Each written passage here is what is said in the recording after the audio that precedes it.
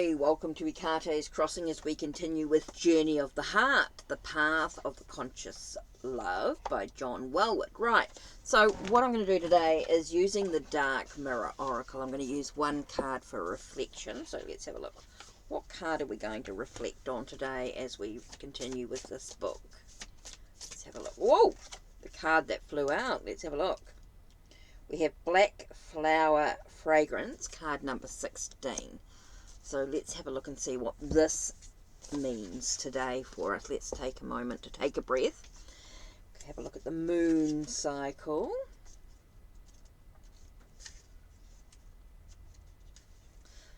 Okay, so it is the moon, is the full moon phase. The stage is anger. The world is unfair. Excuse the language. F off, dear world. F you. Okay, visual seed. A beautiful woman, her face with a hint of resolve. Wow, okay. Black flower fragrance. Okay, a beautiful woman, her face with a hint of resolve, holds a strange black rose on her chest. It seems to explode like a crystal, each petal an obsidian shard. The sentence is, if we want to go dark, go black. Don't stop to the evening, but embrace the night. Going dark. Okay, let's take a nice deep breath and just listen to this message here. Whew. Love is not a white dove, nor it turns people into angels. Love can be ugly, love can be cheap, love can be rotten. But even ugly love has a right to exist. Even cheap love can raise to the sky. Even rotten love has the dignity of eternity. Even a black rose by any other name should still smell as sweet. Even if you are wrong, you still have the right to be angry. Even if you're not perfect, you have the right to be respected. Even if you are stupid, you have the right to be listened to. Even if you are lucky, you have the right to complain. Even if you are rich, you have the right to be sad. If you cannot shine because you are beautiful, then shine even if you are ugly. Shine because you are ugly, gorgeously black. Ugly as love, worn out as an angel, cheap as a crown, unconquered as a fragrance in the night. Ooh. It's okay to be you. It's okay to embrace your emotions in this moment. Don't let, it's okay to acknowledge how you feel. Okay, it's okay to acknowledge how you feel. Just you don't need to take it out on other people. You don't need to disrespect others for their own personal viewpoints or what they think. This is all about yourself. So it's okay to be you. It's okay to be you. Okay? But don't disrespect other people for them being them. I think that's really important. Everybody deserves to be respected for their own beliefs, their own choices, own actions they may take in life.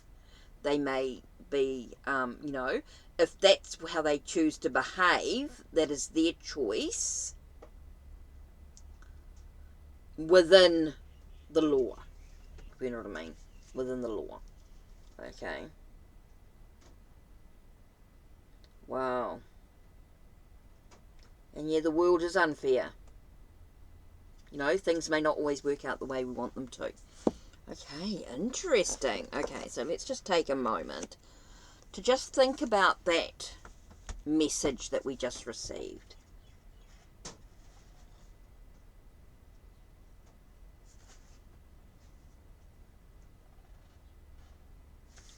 Okay, let's see where we're up to here. Okay, we continue with this Journey of the Heart, The Path of Conscious Love by John Welwood. We're on to 5, Dancing on the Razor's Edge. When you live in tension, that is the best possible atmosphere for high creativity. That's where the void is, and that's where God is, in between. We need a two-eyed view. Otherwise, there will be no charge, no electricity, there will be no joy. Father William McNamara. The great paradox of love is that it calls on us to be fully ourselves and honor our individual truth. Wow, what a message to go with the card. Okay. The great paradox of love is that it calls on us to be fully ourselves and honor our individual truth, the earth principle, while also letting go of self-centeredness and giving without holding back, the heaven principle. If we go too far out of ourselves towards our partner, we start to lose ourselves. Yet, if we hold back and remain too self-contained, no deep contact is possible. If a relationship is to keep moving, we cannot get stuck in any one-sided position. From moment to moment, we must be able to stand our ground, yet also be able to let go and shift our perspective when the situation changes, often the very next moment. We cannot cling to any secure, habitual stance, either separateness or togetherness, dependence or independence, attachment or detachment. Thus, being genuinely present and intimate with another person forces us to live on the edge of the unknown. Here we are also on our growing edge, where old familiar ways of being leave off and new possibilities keep opening up before us. As of course, balancing on the razor's edge, exploring what it is like to be present with another person without relying on old formulas or strategies can be quite scary. In this case, our fear is a reminder that we are moving from the familiar territory of our known ways into a larger unknown that lies ahead and all around. It warns us not to take anything for granted, to stay awake to what is happening and to what the situation calls for. The fear and rawness we feel when we have nothing solid to hold on to indicate that we are on our growing edge. So though some have said that love is letting go of fear, the view seems too simplistic. Since fear is a companion of intimacy, we could say instead that love is making friends with fear. Creative tension. Feeling the pull of different tendencies inside us always produces a certain tension, which is uncomfortable at first, yet this tension is a creative one, akin to what artists and other creative people feel before giving birth to a new work. In the art of Zen archery, the most important thing to learn is how to stand with bow fully drawn and release the arrow spontaneously at the point of maximum tension without any deliberate effort. This is much more difficult than it sounds. It took one German student, Eugen Herigel, 4 years of steady practice to learn. His teacher likened this process to snow falling off a bamboo leaf. The leaf keeps bending lower under the weight of the snow, until the snow suddenly slips to the ground by itself, without the leaf having exerted any pressure. Similarly, intimate relationships continually lead to moments of crisis and tension, which we cannot immediately see how to resolve. If we try to release the tension prematurely, this is like trying to shoot the arrow. We will likely miss the genuine resolution that could really lead us forward. Resting a while at the point of maximum tension, feeling and trusting the rawness that arises there, is what I mean by balancing on the razor's edge. If we wait there alertly, the leaf will bend low enough for the snow to fall off by itself, and the way forward can become clear. Once, when the Buddha was asked about the optimal way to be, he answered using the analogy of a stringed instrument, not too tight and not too loose. Even the Buddha could not define or formulate this state. He could only say what it was not and invite his questioner to find it for himself. Likewise, we learn to flow with the shifting dance of self and other only through trial and error, now becoming too stiff and controlled, now losing our footing and tripping over ourselves, until we begin to find our own natural balance point. When falling in love, we may at first try to resolve the tension and uncertainty we feel by pitting different sides of ourselves against each other and trying to force a decision. Propose to her right now before you miss your chance, or run for your life before you get any deeper. But since these alternatives are the product of our busy, oppositional mind, which can grasp only one side of any polarity at a time, they lead nowhere. Such impossible choices only throw us into a state of ambivalence, which is very different from dynamically balancing on the razor's edge. Ambivalence is a facilitating attempt to choose sides, now one, now the other, instead of letting both sides stay active until we find an equilibrium. We can learn to balance on the razor's edge only by staying present with our sense of uncertainty, rather than taking sides in a debate. When we give up preconceived agendas about what should happen and open to the energy in our uncertainty instead, we become more present and discerning. Then we may see how our fear is trying to argue us out of love, or how our passion is trying to override our caution. Only through boycotting the struggle, neither suppressing nor indulging either side, can we begin to dance on the razor's edge. When we take our seat and face into our fear, without either fighting against it or letting it take us over, we also draw on a deeper resource within us, our warrior spirit. And this is of far greater benefit than trying to make ourselves feel comfortable by getting rid of our fear. When we look at our fear in this way, we can also begin to see some humor in the situation. Suppressing fears makes them deadly serious, whereas exposing them, perhaps even naming all our catastrophic expectations until we see their absurdity, can help us take them more lightly and even play with them.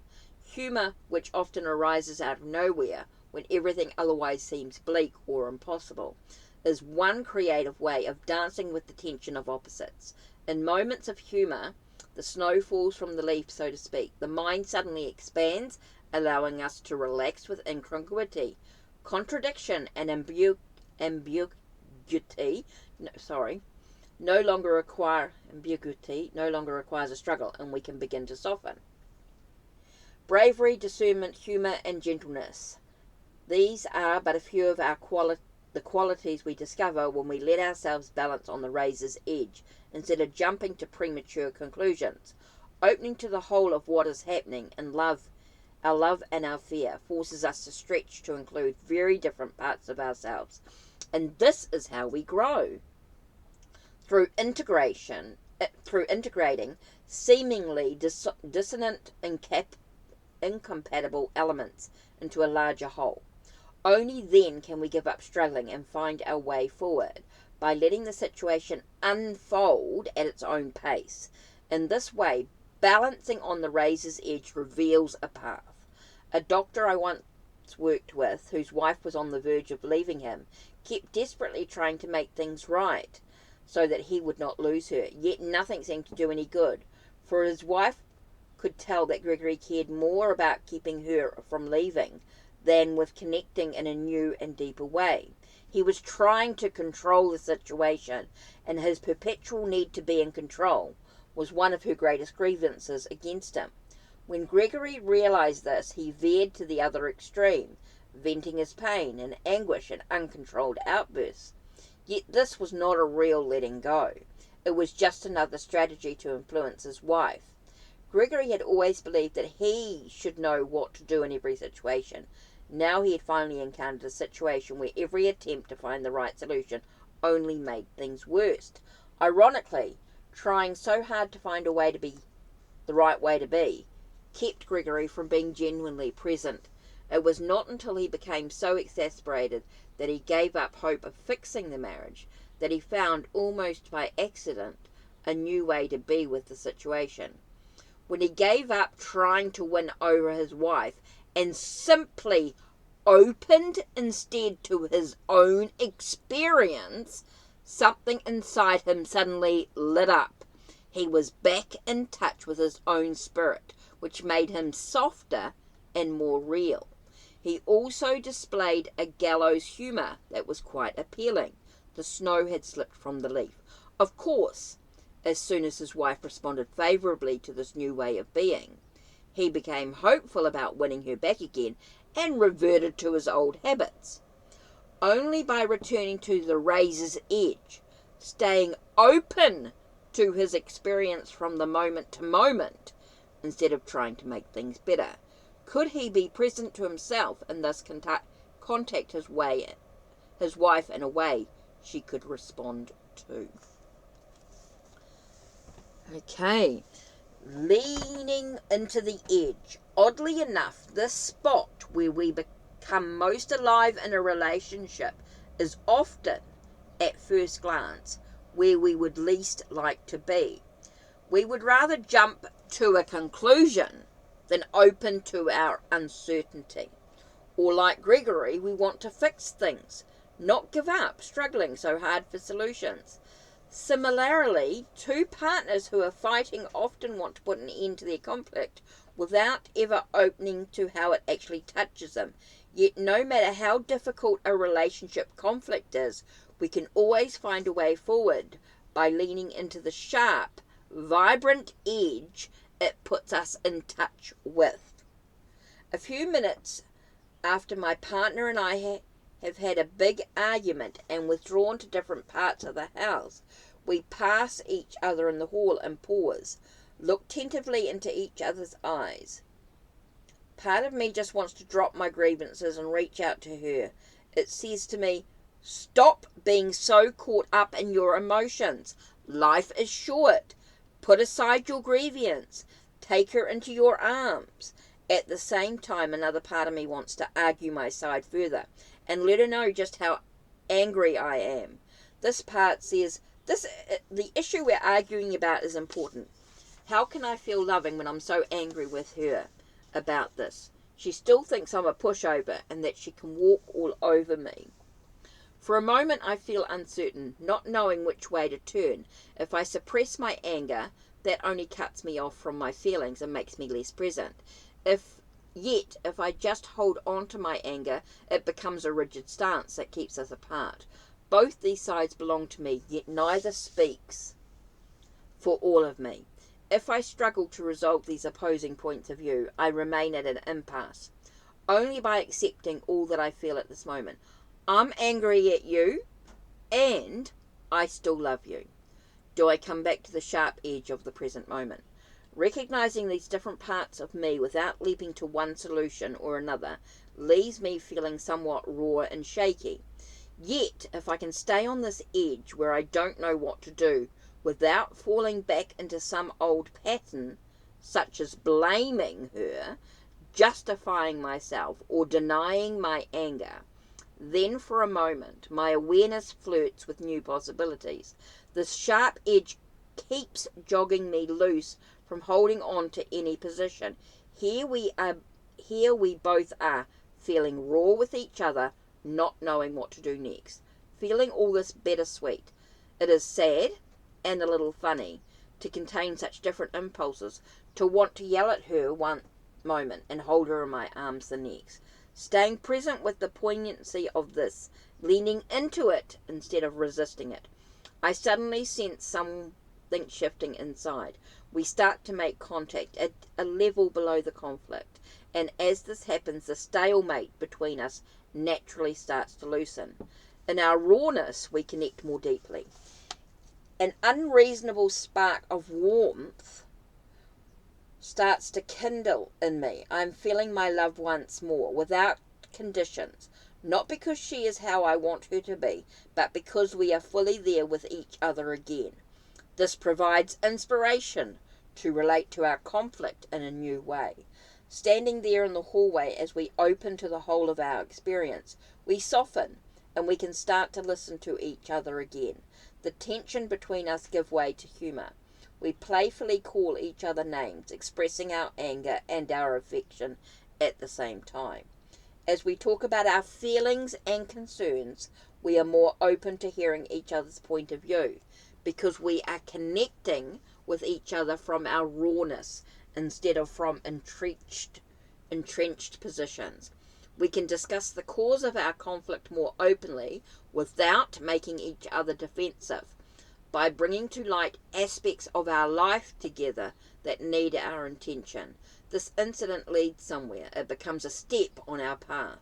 In this way, through acknowledging the rough edges of our humanness, we learn more deeply how to love. Love in the fullest, richest sense is not just something that falls in our lap like manna from heaven, but something that we must learn. Granted, the first flush of love, the spontaneous arising of unconditional openness, just happens, without any work or effort on our part. Yet as our fears and conditions enter the picture, and difficult parts of a relationship begin to emerge, our love is put to the test. Through feeling the painful discrepancy between the boundless love in our heart and the limited way it manifests, we are moved to bring that love more fully into our lives. Love in this more developed sense involves learning to embrace the whole of our experience, including everything that we find most difficult to accept, by teaching us to include all of ourselves, courage and fear, celebration and pain, expansiveness and limitation. Love helps us become more tough and tender at the same time. The strength that is also soft and gentle is the true child of the union of man and woman. Every couple struggling to learn to love partakes in the labour of this birth. So it really is about, for me personally, I see this as a way of acknowledging how I feel in any given moment. Without the blame game, being able to say, this is how I feel. This is how I feel. You know, you're not expecting anything from your partner, but you're able to freely express who you are. Have that respect to be who you are.